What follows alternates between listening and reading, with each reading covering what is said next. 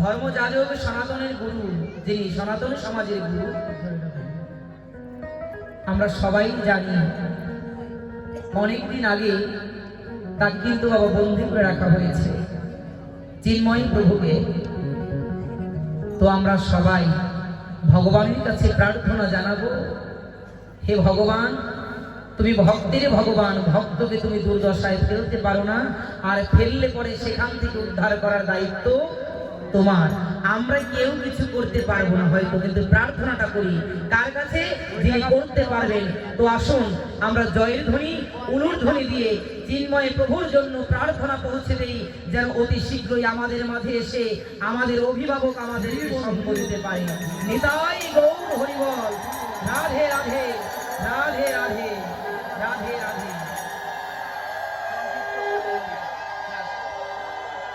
তো শুধু ভক্তজন, আজকে এখানেই পাঠের আলোচনা বিশ্রাম যাচ্ছে।